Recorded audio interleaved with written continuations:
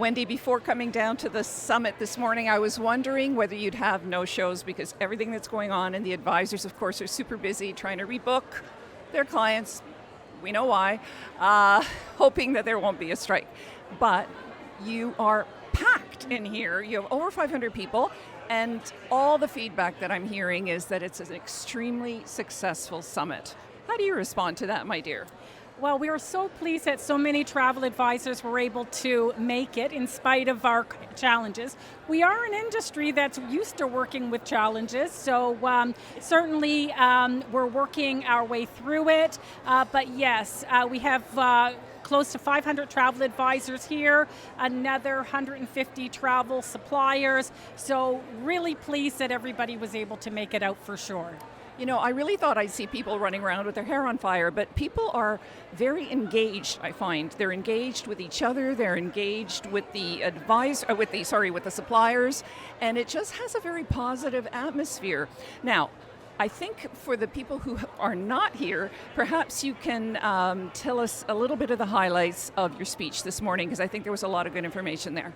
All right. Really what I started off with was the trends of the Canadian travel industry, as well as the global travel industry. So we know we're part of one of the biggest industries in the world, and all of the research shows that the next 5 years is quite bright for us. We're going to have to work hard, but definitely travel and tourism will continue to grow. And for the travel advisor and travel agency community, we want to make sure that we find our place in the sun and that we actually maximize all of our opportunities. So we talked a lot about trends for travel advisors and focus to be able to really earn their maximum potential.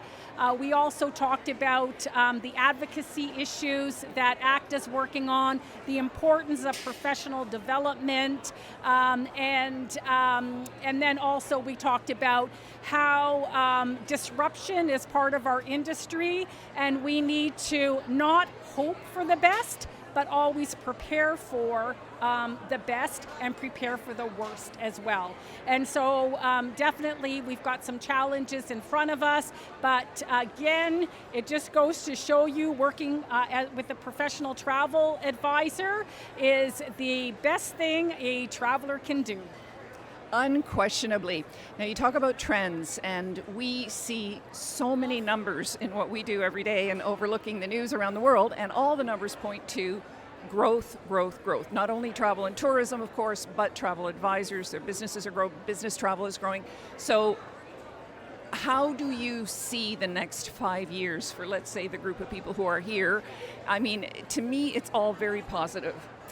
For sure. I think that one of the really positive aspects that we're seeing in 2024 and will continue in 2025 is that business travel is growing, it's back, so meetings and conventions, etc. So I think that side of our industry has, their recovery has been the slowest, so really great to see that back.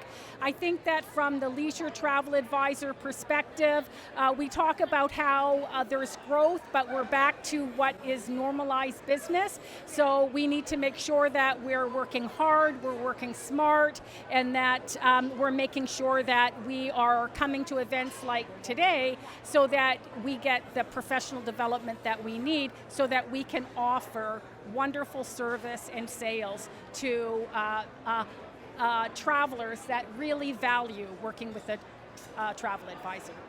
In your role, Wendy, as somewhat of an observer, I mean, yes, you are definitely out there fighting in Ottawa for the benefit of the trade, but you also get to see what's going on because you're not day-to-day involved in what the people do, so it gives you a different perspective. What would be one of the sort of key pieces of advice that you might want to give in terms of professional development that you see lacking? Well, I don't know if I really see lacking. What I would say is that we are an industry that's really impacted by technology. I think it's really important that the industry leaders, as well as travel advisors, that we are all embracing technology and getting the best that we can out of it so that we can offer better tools to our clients and actually work more efficiently, have a little bit more of that work-life balance. So I think that really embracing and learning about technology is really important. We are seeing in the news a lot of discussion about the need for tourism management, over tourism. We saw that really loudly and clearly this summer, and I think that travel advisors can play a really incredible role with travelers and making sure that they are building and experiencing a wonderful, memorable vacation with all of that knowledge. Tourism management, huge issue in the industry. Over tourism, people are freaking out in certain destinations, but then they sort of seem to come back again and calm down again. But yeah, I agree. Who is it that told all these people to travel? Right? Where'd that come from?